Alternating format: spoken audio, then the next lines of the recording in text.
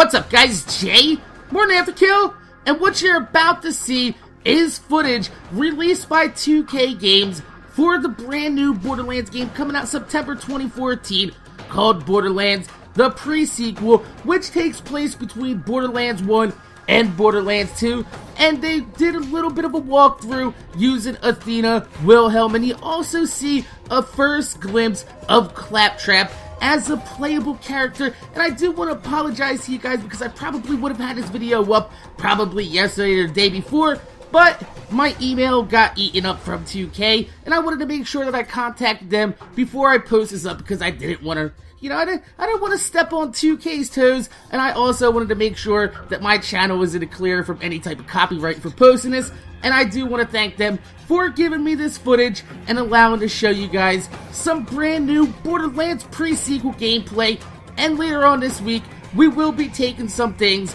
and talking about it in a full breakdown of this gameplay. So like I said, I do want to say a big thanks to 2K for giving me this footage to show you guys, and my name is Jay, MorninAfterKill. Make sure you guys rate, comment, subscribe. I want to thank you guys for watching. If you could leave a thumbs up on the video, I'd highly appreciate it because it gives me motivation to make more videos for you motherfuckers that watch my motherfucking videos.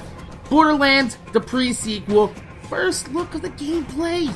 It's gonna be pretty awesome, coming out later this year. So, like I said, my name is Jay, MorninAfterKill. Thanks for watching. I'm gonna see you guys later.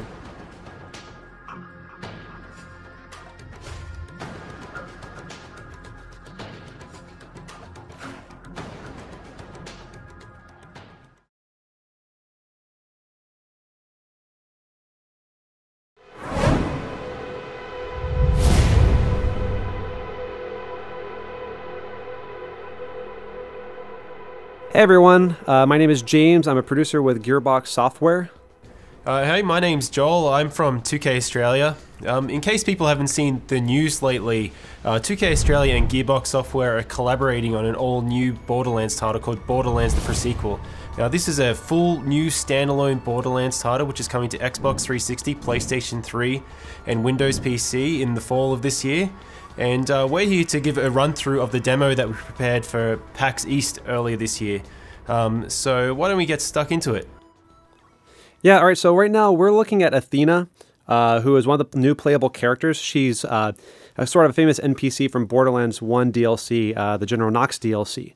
Right now we're putting our skill points into the Phalanx tree, which enhances her kinetic aspects, which is this energy shield that Athena has that allows her to absorb attacks from enemies and throw it back at them. Alright, let's go ahead and get looting. Over here we have one of our new loot chests. We're going to go and open up and we're going to see what we've got inside. Alright, looks like we have one of our new Cryo Guns. Cryo is a new ice elemental that we've introduced in the Presequel. Fires ice bullets that allow you to freeze enemies and shatter them. We also have the laser gun, which is a new gun type. So it has different kind of laser attacks. Each manufacturer has their own kind. Right now we're looking at the Maliwan laser gun, and we might run into a couple of different types later on that we can show off. This is the Oz kit. This is an O2 kit. You need O2 because you're on the moon surface of Pandora's moon surface, Elpis. And Elpis is just like Earth's moon in the sense that there's a very thin atmosphere, very low gravity, so you need oxygen, but there's not really much on the surface. Looking at our other playable character, Wilhelm, you might have seen that there's a sort of a shimmering bubble over his head. That's his oxygen bubble. That allows him to breathe on the surface. The entire time that you're out there, you're losing oxygen, but don't worry. We've got plenty of stuff in place to make sure that you always have opportunities to get more O2. Case in point, we've just found one of the air geysers. You run on top of one of these things and it's going to fill up your oxygen. This is really important, not just because you need oxygen to breathe and live, but because we have some new features that we've added that use oxygen. Joel, why don't you tell us some about that? Yeah, so when we were bringing in this oxygen system, we didn't want to bring in something that was annoying to players and a resource to manage. We wanted to bring in something that could give them cool new abilities. So you can see we're on the moon, you can already do low gravity jumps, but if we jump and then press jump again, you'll actually vent some oxygen and you'll do a boost. It'll allow you to go a little bit higher. You can also kind of push yourself forward. So why don't we do a jump and then boost forward? And one of the other cool things you can do, it's kind of my favorite thing to do in the game at the moment. It's technically it's called a slam, but I like to call it a butt stomp. If you jump up in the air, press jump again to boost, and then press crouch, you actually slam down to the ground and do an area of effect attack. It's a great way to manage crowds, to shove them back, because if you're in a low gravity area, you can push them back pretty far, which might be the edge that you need to either like run away or focus on one guy before you deal with the rest of the crowd. All right, now we're going to go ahead and move into the next area. This is the comm facility. There's a signal that's being jammed that you need to take care of so that you can get back up to Helios, which is the moonshot facility. In the pre-sequel, Jack is in charge of Helios. He's not the Hyperion CEO yet that you know from Borderlands 2. Right now he's just managing the station, and you've been kicked off it, and you got to get back. Coming from that comms facility. Get in there, switch it off, because things are getting really interesting up here, kiddo, and in a not fun kind of way. What's your bum in there? Reed Biller owns that place now, and I've heard he's a right nut job. You probably would have heard a bit of an Australian accent there. During the development of the game, it just so happened that the moon kind of turned into Australia. All right, now where we are right now, there's this big gap. You wouldn't be able to make this jump normally in Borderlands, but with the oxygen system, we can kind of push out this jump. So let's go ahead and see if we can clear that gap.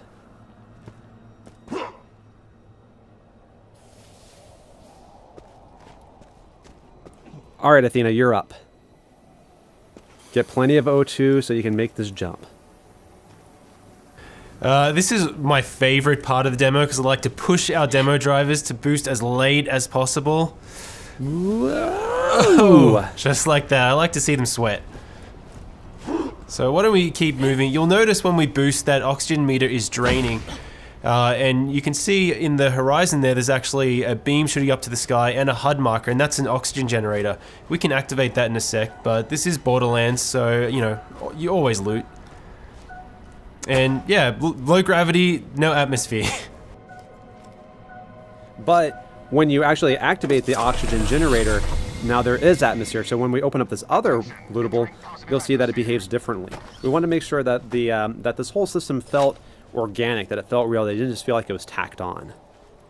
This comes in really important because with things like incendiary, if you set someone on fire inside of a building with atmosphere, they'll burn. But if you set them on fire in an area with no atmosphere, they won't. So you kind of have to make some, you have some interesting opportunities. But these guys up here, I'm sure they're up to no good, so let's throw some grenades at them.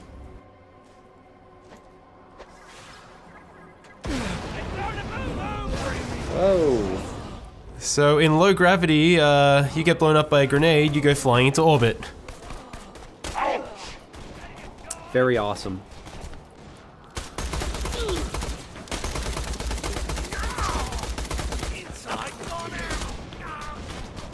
Now you'll see these guys who are outside of the oxygen dome, they're wearing the same bubble that you are, and if you manage to get a headshot like that, they'll actually start venting oxygen and become vulnerable.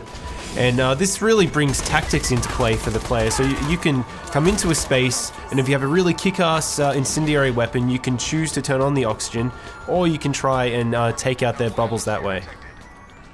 But why don't we take a chance to have a look at our co-op buddy Wilhelm. So people probably remember Wilhelm from Borderlands 2. It was the big robot that you fought right at the beginning, the first big boss. In this game, he starts out just as a man because this is his origin story as well as many other characters. And the really cool thing is, as you're building out his skill tree, not only do you gain new abilities, but you actually visually change him as well. You get robotic arms, robotic legs, shoulder-mounted rocket turrets. You're essentially building out his skill tree to tell the story of how he became the boss you fought in Borderlands 2, which we've had a lot of fun making. But I think it's probably time to show off our first new action skill for Borderlands the Presequel. What do you think, James? Yeah, it sounds like a good idea. We're coming up on the barrier here for the comm facility. This is being run by the Scavs, which are the scavengers. They're essentially moon bandits. They're not going to let us in without a fight. They're even bringing out some heavy hitters, some turrets, but luckily we've got our Aspis to help us with that. Let's try to absorb as much damage as we can and throw it back at them.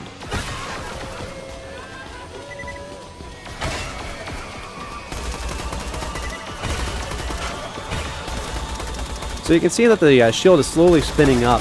As it takes more and more damage, it's going to spin faster and faster. You can kind of see it around the outer edge, which means that we're just about ready to throw that back.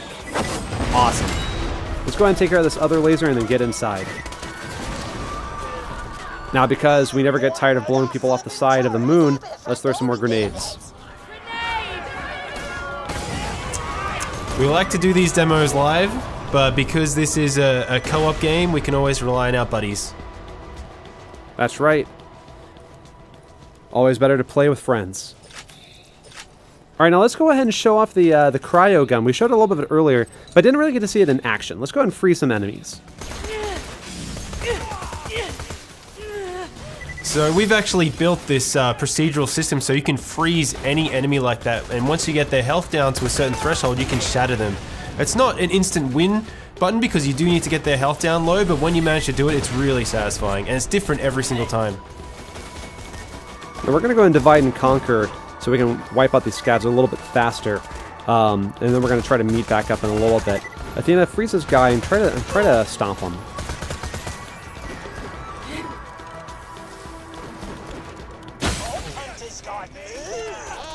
Athena had a good tactic there. If you manage to get really high, your butt stomp will actually do more damage.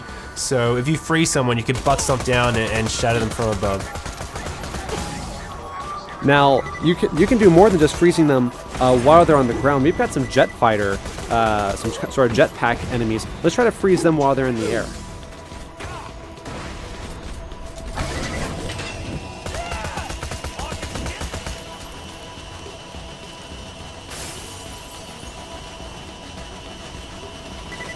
So if we do manage to freeze one of these guys in the air and they fall down a railing, they'll actually split in half. It's one of these kind of random events that I love to see in the game. But this is also a new enemy, the badass Outlaw. Now this guy's pretty big, and because of the low gravity, if he charges into you, he can actually knock you pretty far. But when you shatter him into a million pieces, that doesn't really matter too much. It's very satisfying.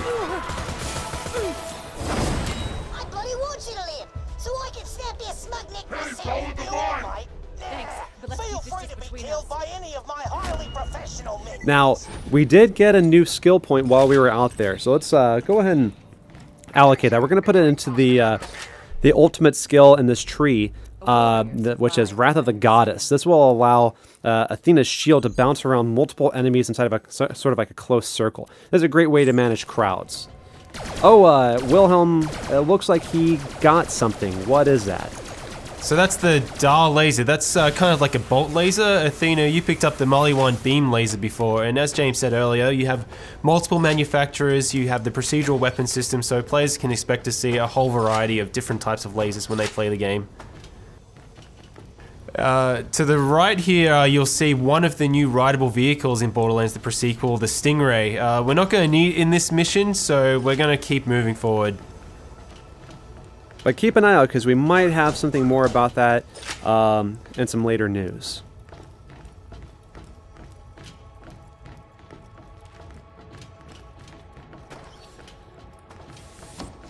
Alright, looks like we found another loot chest. Let's pop this open and see what we have.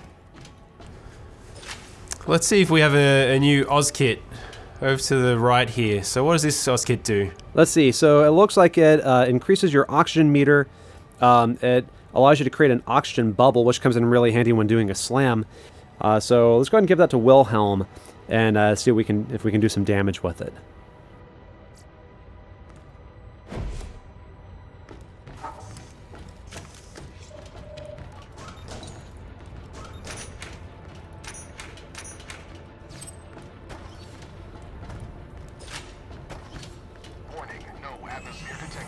So the Eye of Helios is charging up now, and it's actually firing into the surface of the moon, which is probably not such a good thing when you see bits of the ground kind of floating above you like that. Probably a good reason for us to get back up to that space station as soon as possible. Alright, so we've got a group of enemies coming up, and so we're going to use our buddy Wilhelm to help us charge up our shield so we can get it going. Because you can use friendly fire to charge up Athena's shield. Yeah, let's try and take out all those guys at once. Nice. Awesome. Alright, Wilhelm, yep, butt stomp time.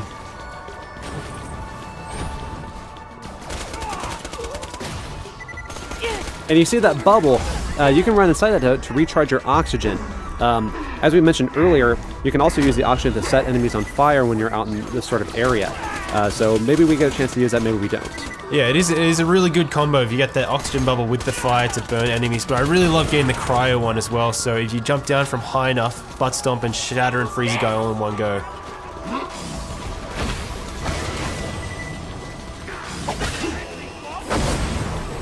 Why don't we try and get some more butt stomps happening? I never get tired of it.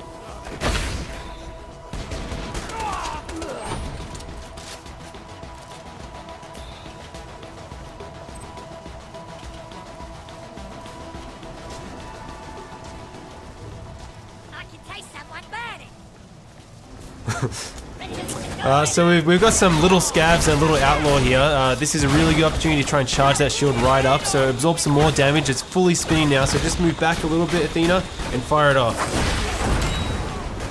Awesome. Nice. Now there's a lot more resistance in this area than we planned. We might need a little more help on this one. Who could help us out possibly?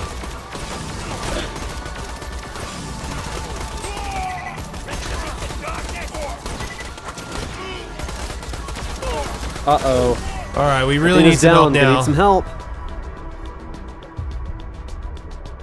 And we have playable Claptrap. For the first time ever in a Borderlands game, you get to play as Claptrap. And he's going to help us out a little bit in this fight. Thanks, buddy. Alright, let's wipe these guys out. And the other playable character in Borderlands Presequel is Nisha the Wolverine, who fans of the franchise will also remember. We'll be talking about her at a later date. Beautiful, frozen, badass outlaw.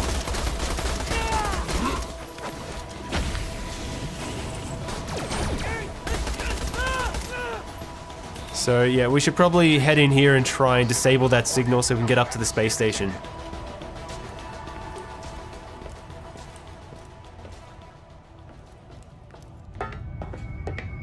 Yes, finally, a proper bloody fight.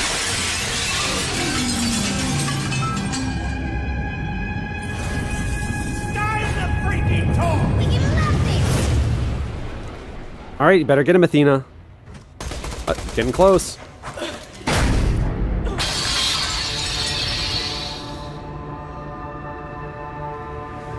Did we mention low gravity already? Awesome. Well, hey, thanks everyone for staying tuned for Borderlands Presequel, coming to you this fall. That's spring for all the Aussies out there. You coming?